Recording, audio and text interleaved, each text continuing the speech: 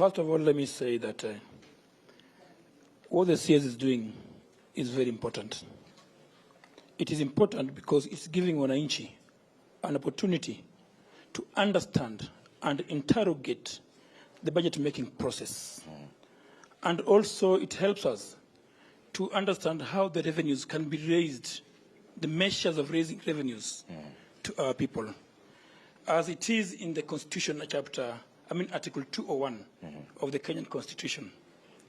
Two, what I wanted to talk about is that in regard to roads in the Republic of Kenya, measured per kilometer, 70% of the roads in this country are county-based.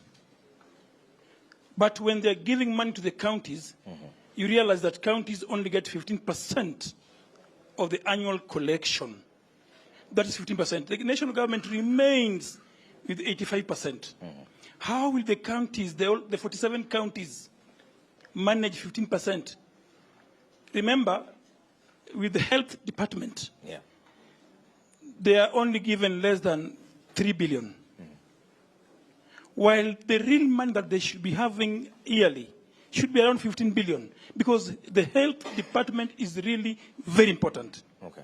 Lastly, 65 years after independence, 65, 66 years after independence, there are some wards in this country where even a public facility, like public primary school, like public health facility, are not there. A better example is my ward in Lindi, just next door. There is no public school, there is no public health facility, and we are in Kenya, while others have more than 30 primary schools. Where is the equity? All right. The issue of electricity. In some areas, even cows are given lights during the night. But in Lindi, in Kibera, the whole of this slum, where we have a population of about 1 million, you have seen it by yourself. Okay. It is worrying. All right. Thank you. Waziri, you can respond to your fellow panelists very briefly, straight to the point, and then I open the floor for questions from Wananchi, so that you don't forget the questions that are coming your way. And I agree with the lie. You know, when you look at devolution, the way it works everywhere in the world, there is usually special treatment to capital city. Capital city is never treated as an ordinary devolved unit like we are treating Nairobi.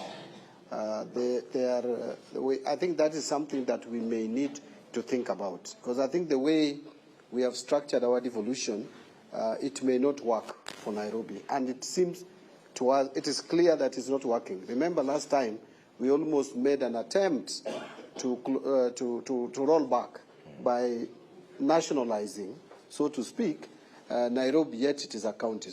That is not the solution. The solution should be to structure devolution for Nairobi differently from the other 46 counties. That is for Kenyans to discuss. But I agree that we may need to have a conversation around how do we do the roads in Nairobi, and even other devolved functions like agriculture. Sometimes when you talk about agriculture in Nairobi, people think Nairobi should not have agriculture. But agriculture in Nairobi is tenable, is a viable initiative.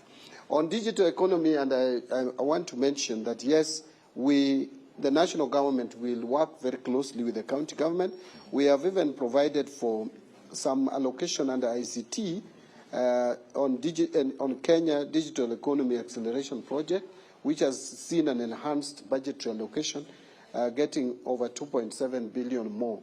So we need to see how then because this is going to help in providing employment to the youth that we were talking about, that my sister there eloquently elaborated, and you spoke with passion on how to get those low in the society to come up. Has she left? No, she's here. I liked your passion and concern.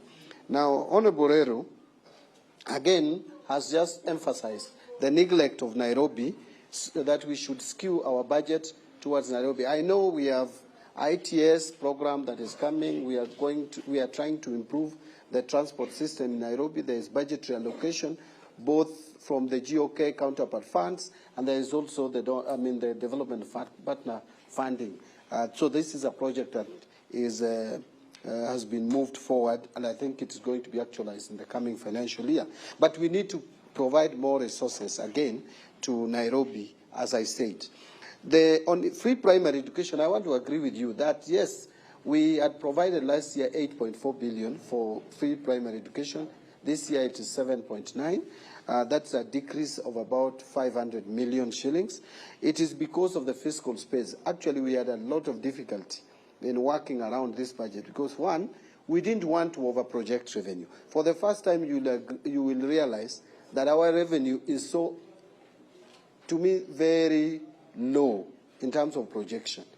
So that is a more realistic revenue. And so having done that, we also didn't want to have a big budget deficit because that would automatically disrupt our macroeconomic fundamentals, which are working now. We have a stable shilling. We have inflation that is manageable.